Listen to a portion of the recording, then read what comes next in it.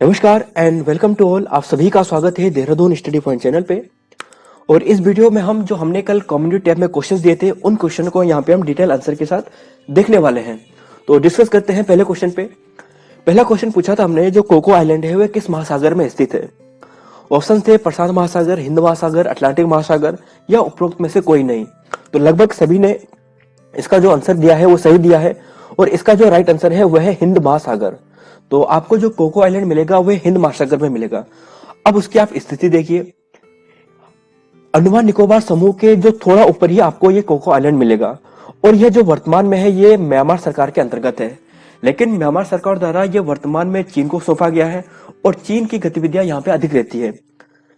1950 से पहले यह भारत का हिस्सा हुआ करता था, और 1950 में नेहरू सरकार जी द्वारा यह जो आइलैंड है कोको आइलैंड, इसे म्यांमार को गिफ्ट कर दिया गया, और म्यांमार सरकार द्वारा बाद में इसे चीन को दे दिया गया, जहां पे यहाँ पे चीन की जो सैन्य गतिविधियां हैं वह होती रहती है। तो इस कोको आइलैंड की जो स्थिति है यह हिंद महासागर में स्थित है, और अंडमान निकोबार समूह है उसके उत्तर में स्थित है। नेक्स्ट क्वेश्चन पे डिस्कस करते हैं। क्वेश्चन नंबर हमने सेकंड पूछा था कि अनुच्छेद 51 जो मौलिक कर्तव्य है को संविधान में किस वर्ष शामिल किया गया था। 1972, 1976, 1978 या इनमें से कोई नहीं। तो लगभग सभी स्टूडेंट ने इसका आंसर सही दिया है। 1976 में इसे शामिल किया गया था। इसके बारे में थोड़ा और डिटेल से देखते हैं। आप सभी जानते हैं जो अनुच्छेद 51 है उसमें कुल 11 मौलिक कर्तव्य हैं, जिसमें से जो 10 मौलिक कर्तव्य थे यह 42वें संविधान संशोधन द्वारा 1976 में जोड़े गए थे, और जबकि जो 11वां मौलिक कर्तव्य था और अंतिम मौलिक कर्तव्य था वह 2002 में 86वें संविधान संशोधन द्वारा संविधान में शामिल किया गया था। इसके अतिरिक्त आप यहाँ पे यह भी ध्यान रख सकते हैं कि जो भारतीय संविधान में जो मौलिक कर्तव्य है वो हमने यूएसएसआर के संविधान से लिया है, और जो यह मौलिक कर्तव्य है यह स्वर्ण सिंह समिति की सिफारिश पर 1976 में शामिल किए गए थे। इसके अतिरिक्त भी एक वर्मा समिति है जो भी मौलिक कर्तव्य से ही संबंधित है, यह 1998 में गठित की गई थी। अब हम जो मौलिक कर्तव्य हैं, 11 मौलिक कर्तव्य हैं, उनके बारे में देखते हैं। जब हम 11 मौलिक कर्तव्य की बात करते हैं तो आप यहाँ पे देख सकते हैं, डिटेल से हमने यहाँ पे इसके आंसर प्रोवाइड करा रखे हैं। आपको पूछा जा सकता है कि जो राष्ट्रध्वज है, जो राष्ट्रगान है, हमें उसका आदर करना चाहिए, यह कौन सा मौलिक कर्तव्य है। तो यह पहला मौलिक कर्तव्य है। इसके अतिरिक्त आप यहाँ पे डिटेल से देख सकते हैं, और जो सबसे इंपॉर्टेंट आपको ध्यान रखना है वो यह है कि जो प्राकृतिक पर्यावरण है उसकी रक्षा करना है, उसका संवर्धन करना है। तो यह कौन सा मौलिक कर्तव्य है। तो जो हमारा जी मौलिक कर्तव्य है वह हमें ध्यान रखना है। तो इन सभी को आपको ध्यान रखना है। और जो लास्ट हमारा जो के मौलिक कर्तव्य है, जो 11वां मौलिक कर्तव्य है कि 6 से 14 वर्ष के बच्चों के लिए जो प्राथमिक शिक्षा प्रदान करना है, तो यह भी इंपॉर्टेंट है। तो आपको यह सब ध्यान रखना है। तो नेक्स्ट क्वेश्चन है, क्वेश्चन नंबर हमने अगला पूछा था कि जो एडम स्मिथ है उनके द्वारा जो प्रसिद्ध रचित पुस्तक थी द वेल्थ ऑफ नेशंस, इसका प्रकाशन किस वर्ष किया गया था। 1876, 1776, 1878 या 1778। तो बहुत से स्टूडेंट ने इसका गलत किया था आंसर। इसका जो राइट आंसर है वह है 1776। एडम स्मिथ द्वारा 1776 में इस बुक्स का प्रकाशन किया गया था, और इस बुक्स में बहुत सी बातें लिखी गई हैं, और उनमें से एक बहुत प्रसिद्ध बात है कि इस बुक के माध्यम से जो एडम स्मिथ है उन्होंने एक सिद्धांत दिया था, और वह यह था कि जो बाजार अर्थव्यवस्था है, यानी जो मार्केट इकोनॉमी है, किसी अर्थव्यवस्था के संगठन की सर्वश्रेष्ठ पद्धति है, और इसमें आम लोगों के हित में वृद्धि होती है। तो यह किसका कथन था, एडम स्मिथ का था। यह भी प्रश्न पूछा जा सकता है, और इसी कथन के आधार पर स्मिथ के इस विचार को वेलफेयर इकोनॉमी का फर्स्ट फंडामेंटल थ्योरम भी कहा जाता है। तो यह भी आपको ध्यान रखना है। नेक्स्ट क्वेश्चन था वह डिस्कस करते हैं। क्वेश्चन था कि पृथ्वी से संबंधित जो निम्न तथ्यों में कौन सा तथ्य गलत था। पहला था पृथ्वी का औसत घनत्व 5.51 केजी पर लीटर है। दूसरा था पृथ्वी की आयु लगभग 4.6 मिलियन वर्ष है। ऑप्शन सी था पृथ्वी की सतह पर पाए जाने वाले जो सर्वाधिक तत्व है वह ऑक्सीजन है। और ऑप्शन डी था लास्ट की पृथ्वी का जो औसत तापमान है वह 14 डिग्री सेल्सियस है। तो इसमें जो गलत आंसर था वह था ऑप्शन नंबर बी, क्योंकि 4.6 ना होकर बल्कि 4.6 बिलियन वर्ष था। तो इसका answer option number B right था। आप में से बहुत से स्टूडेंट जो ऑप्शन नंबर ए है उस पर कंफ्यूज हुए होंगे कि यहाँ पे लीटर लिखा है। दोस्तों लीटर पे भी आपको कंफ्यूज नहीं होना है, क्योंकि लीटर को भी हम सामान्यतः 10 की पावर 3 के रूप में लिखते हैं, और 10 की पावर 3 का मतलब ही क्या होता है कि ये होता है क्यूब के रूप में होता है। तो 5.518 केजी पर क्यूब सेंटीमीटर लिखा जाता है, या हम इसे लीटर के रूप में लिखे तो बात बराबर ही है। तो इस हिसाब से जो इसका राइट आंसर था वह था ऑप्शन नंबर बी, क्योंकि यह गलत था, यहां पे बिलियन होना चाहिए था। अब इसकी थोड़ा और डिटेल देख लेते हैं।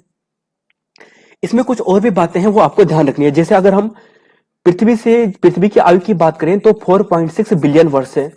पृथ्वी के द्रव्यमान की बात करें तो यहाँ पे 5.976 इंटू 10 की पावर 24 केजी है। आयतन की आप यहाँ पे देख सकते हैं 10 की पावर 24 लीटर में आ सकता है। घनत्व की बात करें तो यहाँ पर 5.518 केजी ग्राम पर लीटर हो गया। इसके अतिरिक्त यहाँ पे जो इंपॉर्टेंट बातें हैं जो पूछी जा सकती है, जो ध्रुवीय व्यास है यानी जो पोलर जो व्यास है वह लगभग है 12,713.54 किलोमीटर। तो पृथ्वी का जो ध्रुवीय व्यास है कितना है यह पूछा जा सकता है। इसके अतिरिक्त जो विषुवतीय व्यास है यानी जो भूमध्य रेखा जो व्यास है वो 12,762.32 किलोमीटर है, यह भी आपको ध्यान रखना है। इसके अतिरिक्त आप यहाँ पे डिटेल से देख सकते हैं। और यहाँ पे जो इंपॉर्टेंट है, जैसे बात करें भूप्रकृति की बात करते हैं पृथ्वी की, तो वहां पे सर्वाधिक मात्रा में ऑक्सीजन पाया जाता है लगभग 46.6%। फिर उसके बाद सिलिकॉन पाया जाता है, फिर एल्यूमिनियम पाया जाता है और फिर लोहा पाया जाता है। तो यह भी आप यहाँ पे देख सकते हैं। तो डिस्कस करते हैं नेक्स्ट क्वेश्चन पे।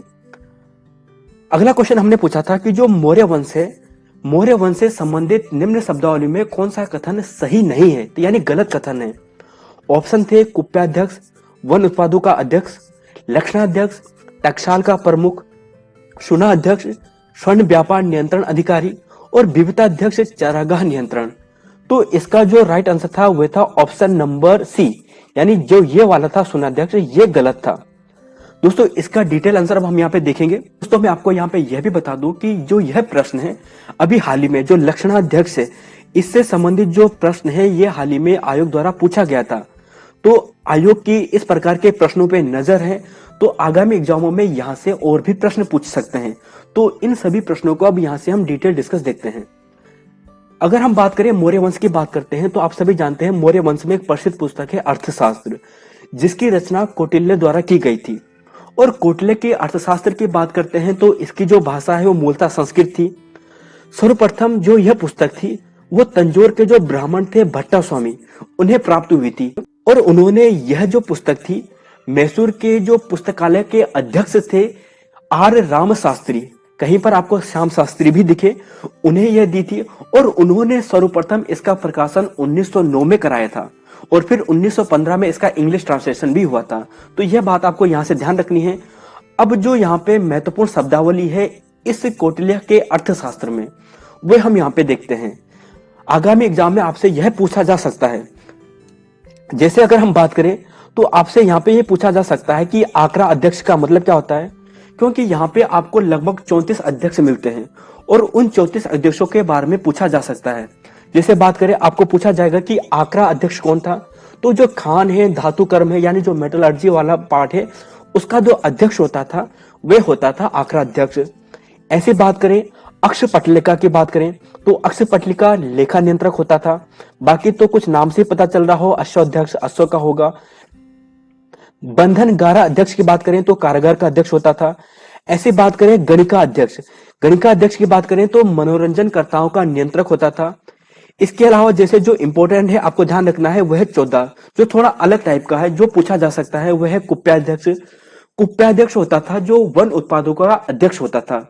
वन उत्पाद यानी जो से बात करें जड़ी बूटी से संबंधित बात करें, पेड़ पौधे से बात करें, यानी जंगल में लकड़ी काटने से हो गया, यानी उससे संबंधित जो भी बातें हो वह कुप्याध्यक्ष के अंतर्गत आता था।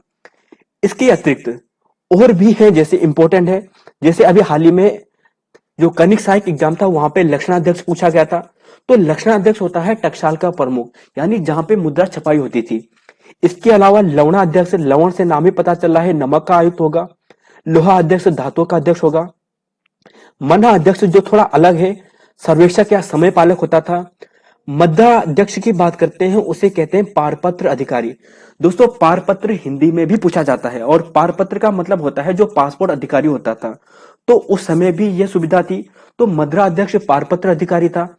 ऐसे बात करें नाग वनाध्यक्ष हाथी वनपाल था। ऐसे आप यहाँ पे देख सकते हैं जो और भी हैं। पण्य अध्यक्ष की बात करें तो राज व्यापार नियंत्रक होता था। पतना अध्यक्ष बंदरगाह नियंत्रक होता था। ऐसी जो इंपॉर्टेंट है सीता अध्यक्ष, जो राजसी भूमि होती थी उसका अध्यक्ष होता था। शुल्क अध्यक्ष शुल्क से संबंधित हो गया।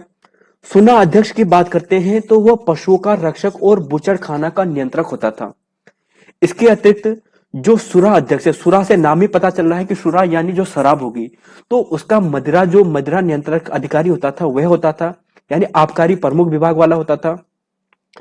सूत्रा अध्यक्ष की बात करें तो वस्त्र आयुक्त, यानी जहां पे कताई बुनाई वगैरह होती थी उसका जो अध्यक्ष होता था। और सुवर्णा अध्यक्ष जो कीमती धातु आभूषण होते थे उसका अध्यक्ष होता था। और मोस्ट इंपोर्टेंट जो विविधता अध्यक्ष है, यानी जो चारागाह नियंत्रक है, उसका अध्यक्ष होता था। तो दोस्तों ये थे महत्वपूर्ण प्रश्न जो हमने कल कम्युनिटी टैब में पूछे थे। उम्मीद है यहाँ से आपको आगामी एग्जाम में काफी मदद मिलेगी। तो धन्यवाद दोस्तों, मिलते हैं नई वीडियो में।